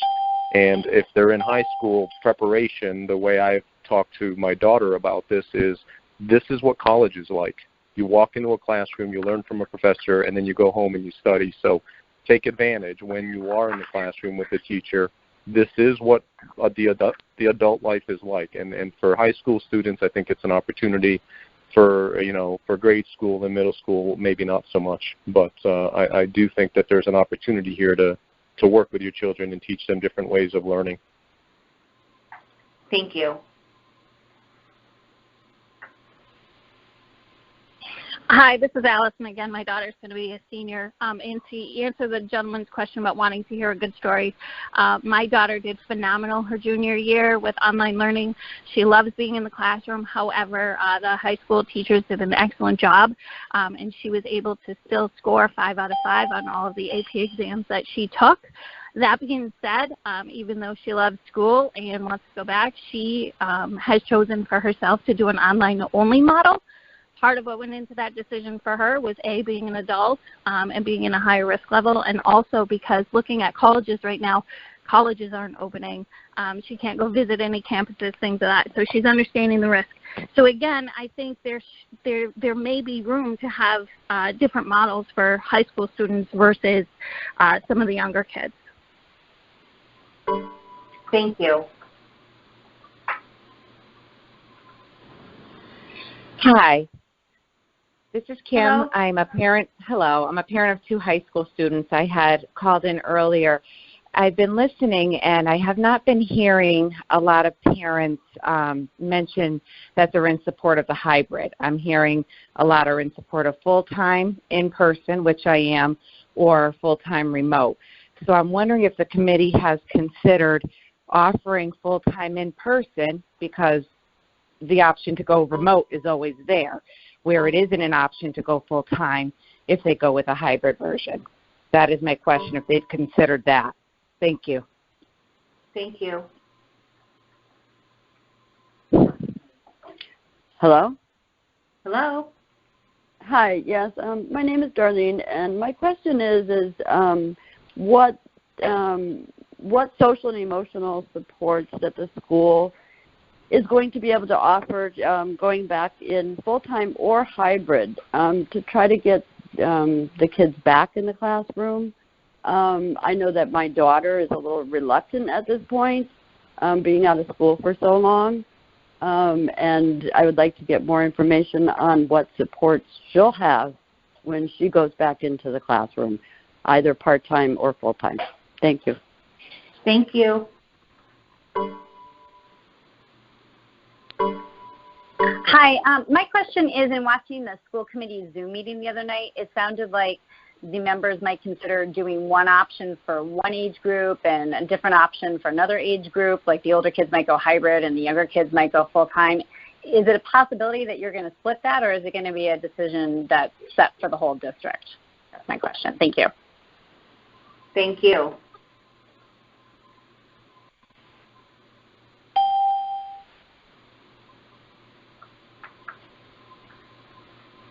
Next question. Alicia?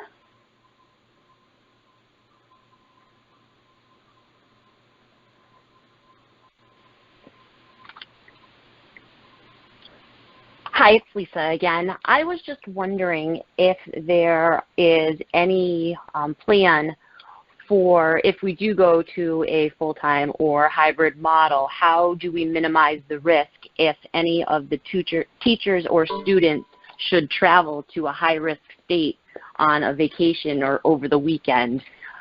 Is there any type of tracing or communication protocols that would be required, and would that student or teacher be required to quarantine prior to coming back on property? Thank you. Thank you.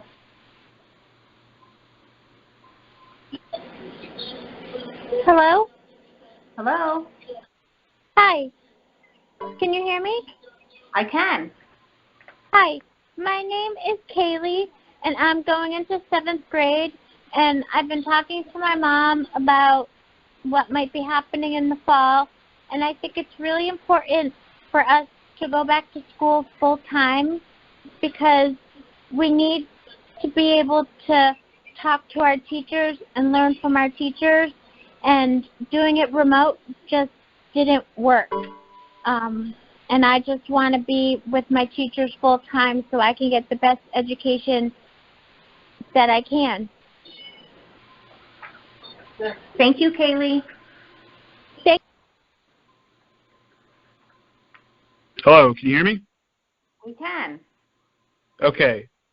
I just wanted to point out there's a lot of parents that have been complaining that their students didn't have a lot of success with the remote learning model, but that's something that can be adjusted and it can be adapted going forward, and the failure rate of the last one is not indicative of how successful it can be in the future.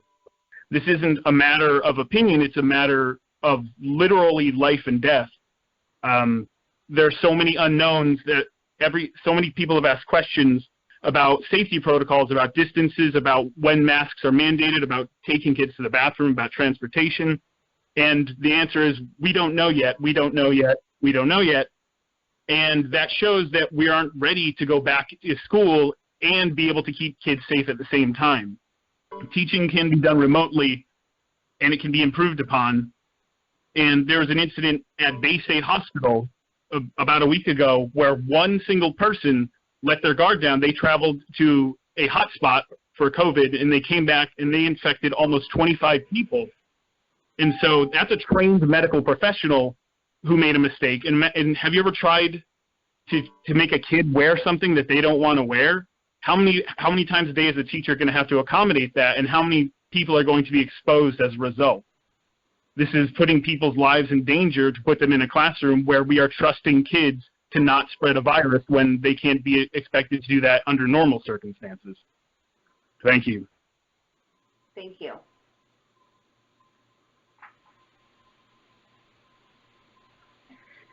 Hi, my name is Lynn Pager, and I have a second grader and a sixth grader in the school system. I would like the school committee to consider as much in-person learning in the younger grades, K through 4, as possible. A lot of the older kids who are in junior high, even middle school and high school, like another parent said, you know, the reality of it is that these kids who are leaving from high school and going on to college are facing remote learning. So, I mean, this is, yeah, it's not ideal for them, but the reason that they can access remote learning in the curriculum is because they have that foundation in the younger years of the in-person learning that have taught them how to read. You know, we're talking about young kids in first and second grade are being flagged for learning disabilities, you know, dyslexia, things like that. If they're not in school, they're going to slip through the cracks. We need to prioritize in-person learning for younger students. Thank you. Thank you.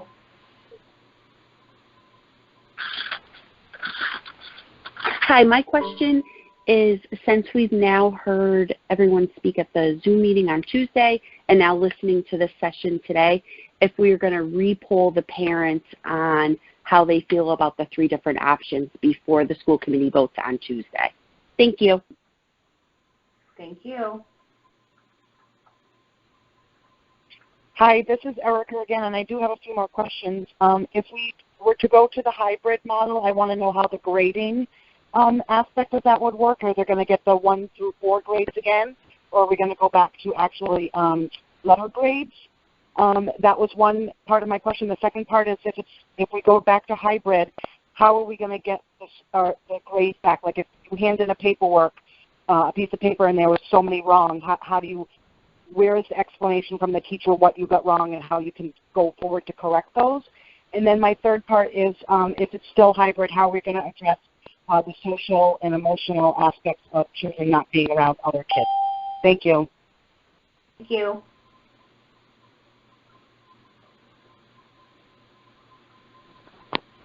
Hello? Hello?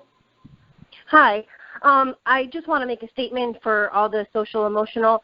I can assure you that I work in district here in Agawam, and I have personally taken time out of my own personal time and have gone through social and emotional training, as well as many paras in district and teachers. So I can assure you that we are taking the social and emotional of all of our students 100%. We are taking that into consideration, and on every level in all the schools, there is social and emotional help, and we have been trained.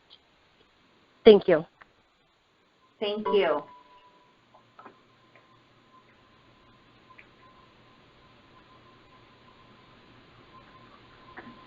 Next caller.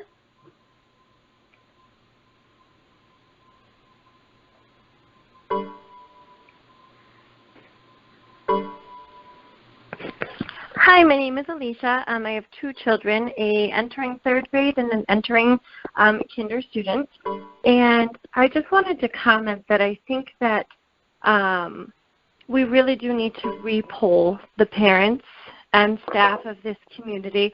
I'm a staff member here in Agawam, and I'm very concerned that the hybrid model is the soft option.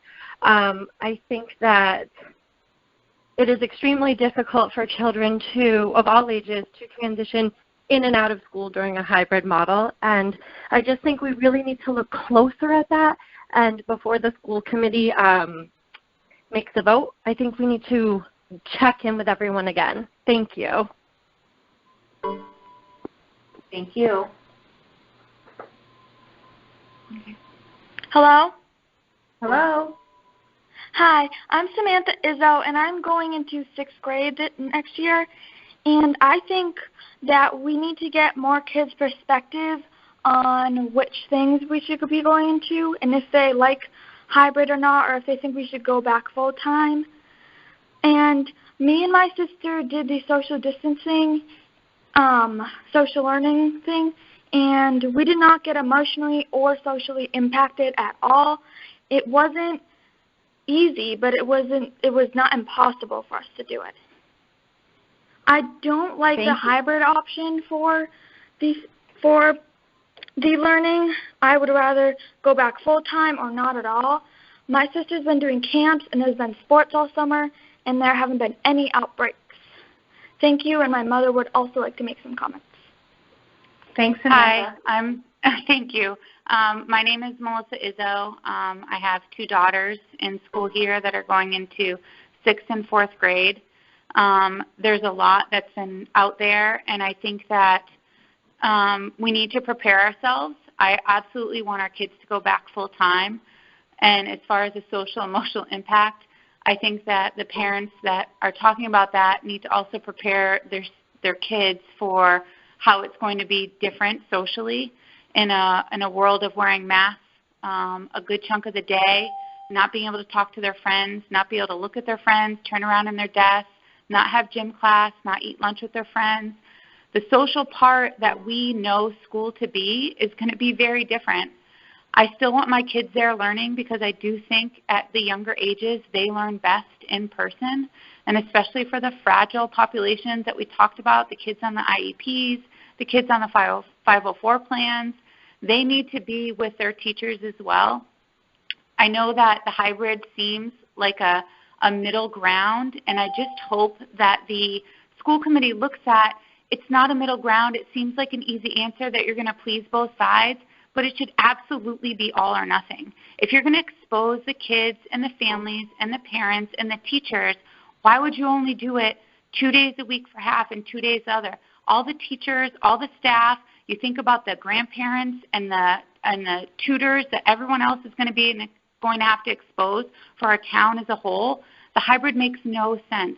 I get that it's 3 feet versus 6 feet, but when you think about it, when these kids are in school, no matter how hard you try, no matter how good the kids are being, they're going to be within 3 feet of each other at some point during the day. So what are we really accomplishing? You know, I want the kids back, but I just think we need to make a decision as soon as possible, either full-time or remote learning, and give our teachers and our families enough time to prepare to do that the best that they can. No, homeschooling and distance learning was not great in the spring, and everyone understands why that happened. But I do think that the teachers still have the kids at heart, and if they do get tasked with distance learning, it will be better, and we have to support no matter what the town decides. We just have to come together and do the best that we can for our kids. And I hope if they start with it's distance learning or hybrid, our goal is to transition, whether it's the first quarter, the second quarter, the first trimester, to get these kids back. If we decide distance learning, why can't we sit back and watch everybody else, watch their mistakes, and get these kids back before Thanksgiving? You know, I hope that the school committee is still on. I know that we're 2 hours in, and I hope that they're listening because they need to, because we voted for them. It's the most important decision that they'll ever make in this town for our children. And I hope they're taking everything very seriously and not just looking for votes. This is about the kids. Thank you. Thank you, Melissa. And I can tell you that the school committee members are still on. I can see the membership of our call. Thank you. Thank you. How do you unmute? Hello? Hi, I have Hello? one question. Hello, can you hear me? Yes, we can. So one question that I do have, has the town looked into alternative sites to utilize, such as the senior center or other public building that the children could be spread out and have the social distancing that's needed, and our children able to go to school on a full-time basis? And that. Thank you. Thank you.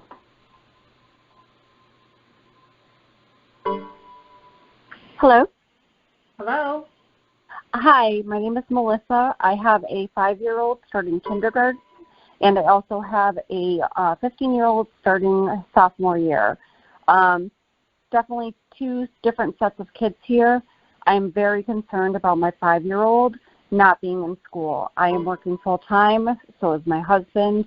I'm just not sure how I can continue to work and teach my 5-year-old how to read, how to write, all these things that they learn in school. The sophomore, however, she definitely can do online learning. I'm just very concerned for our elementary kids, and I am definitely for full in school for the younger kids. I know that's going to be difficult, and I appreciate everything that you guys are doing, but it is very concerning for these little ones. Thank you. Thank you.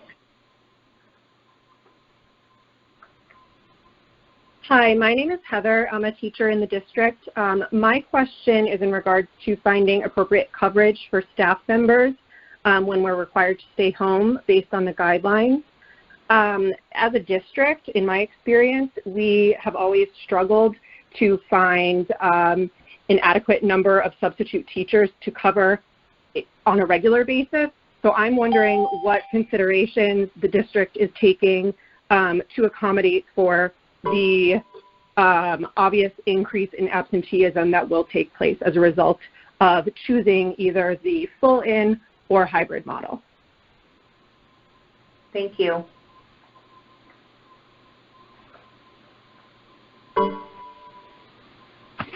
Hello, this is Hannah here again. I'm not sure there's, a perfectly right answer or road to take at this point, which is why we're having this discussion.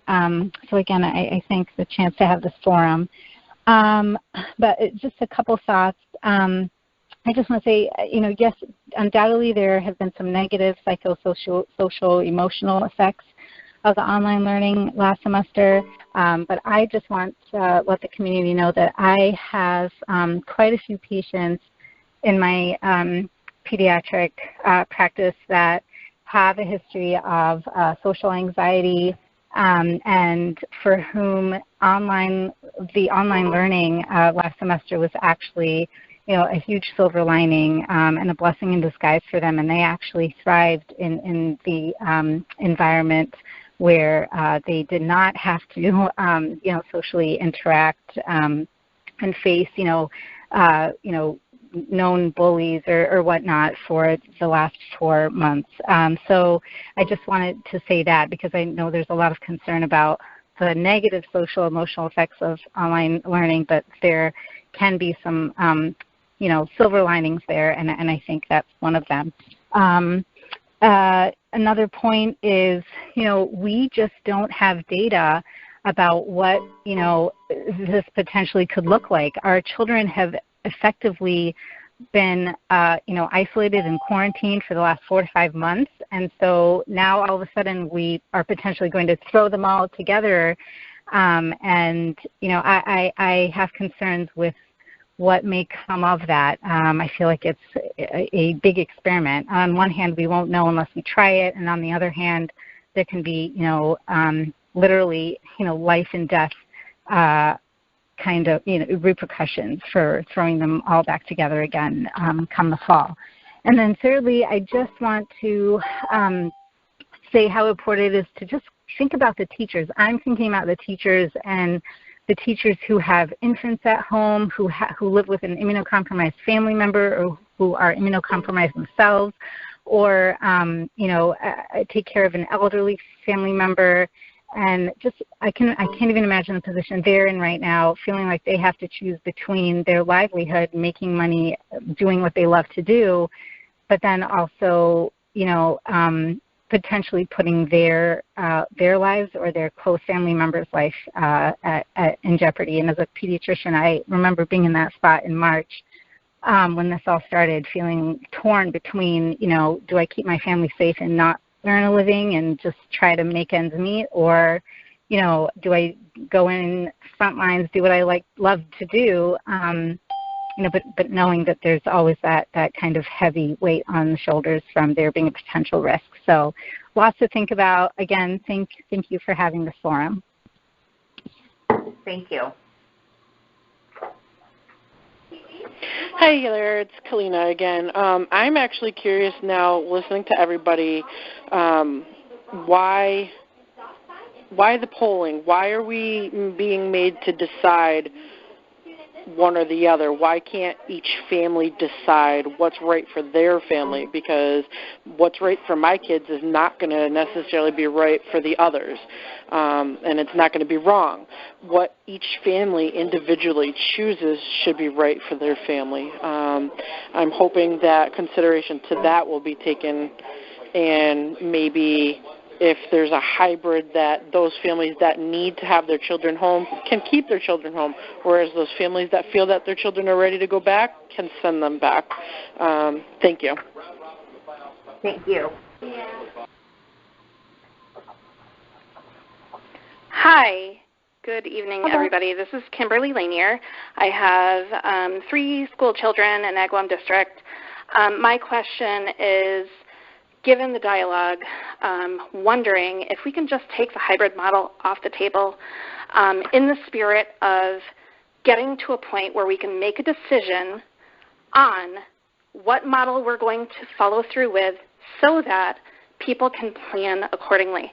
We are 2 days away from August, and I feel like for people to be prepared to accept the decisions made, that we need time to do that no matter what the outcome. I am in full support of in-school schooling, but I really want to know. And I feel like this dialogue is great, but we need to kind of come to a conclusion and get a pointed point of view and take all of the information and the scientific data to be able to make a great decision on what that model looks like. And if that means that it's remote, great.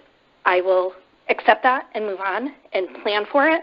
But I'm just hoping that we can use all of this dialogue and really start to think about when are we going to figure out what we're going to do.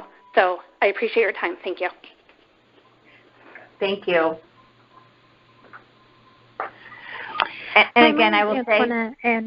I have 2 kids, one at the junior high and one at Granger. My 6-year-old is going into 1st grade. She is on an IEP during some spring learning online. It was a struggle, and it was very stressful as a parent. And as her services, we didn't get any kind of breaks. And like I said, it was very stressful for her to learn online. And I was trying to see if there's anything going to be done with the IEPs and as special services for kids that are in need. Thank you. Thank you. And I know that question has come up before, and I will say that Tony Fazio, our special ed director, is working with his staff to come up with alternative ways to service children in all of our models. So we realized that there were some challenges in delivering services, and we are thinking differently about how that would look as we go into each model for next year.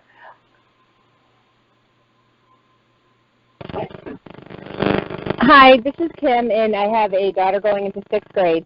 I just had a question for the school committee. If they had considered, I know other school districts around the area here are doing a K through 4, where they'll be in full-time learning. On Wednesdays it'll be a half a day, and then the 5th through 12th would be doing the hybrid, so this way they could adhere to the 6-foot distancing. So I'm just wondering if they're possibly considering that, K through 4 full-time learning, because I know a lot of parents with kids with the daycares and they can't, sign on and stuff like that, but 5th through 12th would have more knowledge of computers and things like that. And I was just wondering if that was a possibility. Thank you so much. Thank you.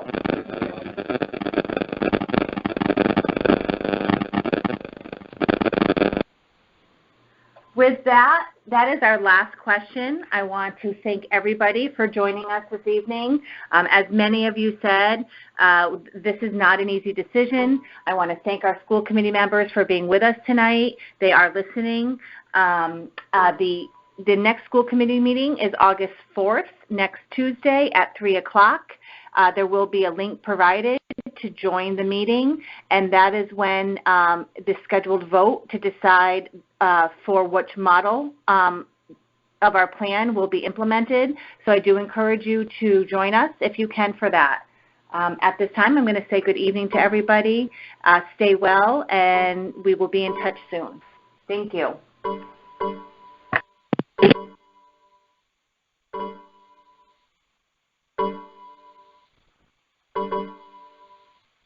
Thank you.